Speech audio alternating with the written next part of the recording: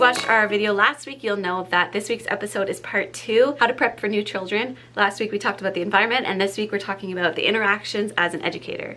Before you even have this new child start in your care, it's important to have good communication beforehand.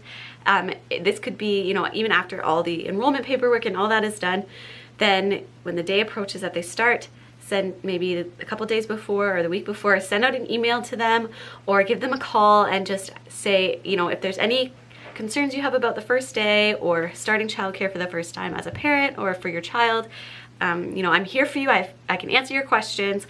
Really start that relationship on the right foot and letting them know that you are a service that is here to help them as a family. You want to cater to their needs as best as possible. So having that open communication from the start and guiding them through it, because it can be tough to send your child to childcare for the first time.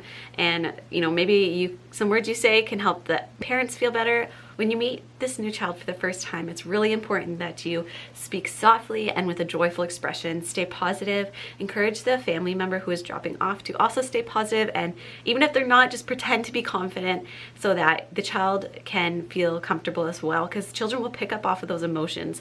So first things first, when the child and family member walk in, it's important to greet that child first. So get down to their level, if they're on the floor, if they're in mom and dad's arms, make sure you're making eye contact with them, and don't get in their face and be overwhelming, but just make sure they are aware that you're acknowledging them and saying hi to them. It's important not to be this like towering over scary person, right? Get to their level and talk to them and be gentle. Like I talked about in last week's episode, create your environment to help the situation. Soft lighting, maybe some soft music playing in the background, something inviting when you first walk in. Make yourself available for the family. If you can, offer experiences for the other children who've already transitioned, maybe somewhere else in your classroom. So maybe over here in the sensory area, I could have something new and interesting in the sensory table. That way, this space over here by the entryway could kind of be focused on that child, the parent, and myself getting to make that transaction that we need to do. When they drop off, you could offer 2 simple choices. Do you want me to help you and hold you? Do you need hugs, or do you want to walk in all by yourself? Follow the children's and the family's cues. If you're holding the child, show them around the play space, show them all the different areas, and introduce them to peers in the classroom. Always follow the cues of the parent and the child and listen, because the parents are the best expert of their own child. You may be a child development expert, but they are the expert of that child. And so it's important to listen and to pay attention to what they're saying. And remember that. Narrate absolutely everything that you do in your day.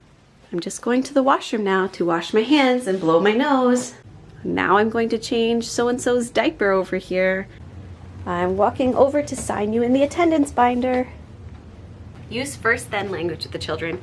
First we're gonna have snack, then we're gonna go outside. First nap time, then mommy and daddy pick you up.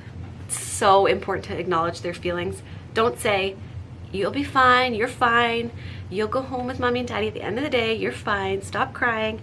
Instead, try, yeah, I see you're really sad. You're sad mommy and daddy had to go to work, aren't you? Yeah, I'm gonna take care of you today, okay? Yeah, I see you're sad. I'm here to play with you. First nap, then mommy and daddy come. Be visibly available no matter what, whether the child seems to be confident, maybe on edge, or very obviously a little bit sad about drop off. Be intentional about sitting or standing in one spot while the child is engaging with the classroom. Then they know where to look for that visual check to just make sure you're still there. I often had to do this outside with a little friend a few years back. It would start with me holding him as I sit down on a crate in our play yard, and slowly he would be more comfortable to maybe play around my feet, and then he would explore further and further, and I would stay in that location. And I noticed every once in a while he'd look back and make sure I'm still there. And so eventually he was able to know that I'm going to stay in this space, in my fenced space, and I could get up and move around. It was very intentional that I sat in that one spot in the same place every day so that he knew where to look.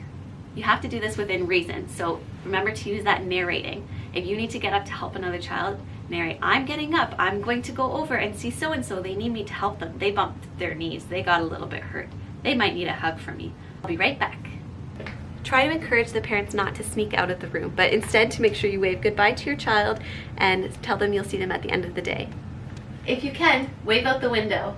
Sometimes the transition could take weeks or months for some children, and other children, they walk in like they've been here a million times the first day.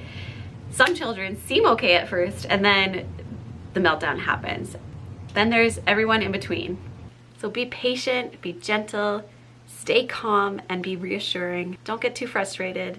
Use some consistent language and celebrate the small growths along the way. Soon enough, you'll have a foundation of trust built with all the children in your care. The deeper learning and growth that comes along with that will surprise you. Building this trust is the most important thing about taking care of other people's children and the family as a whole.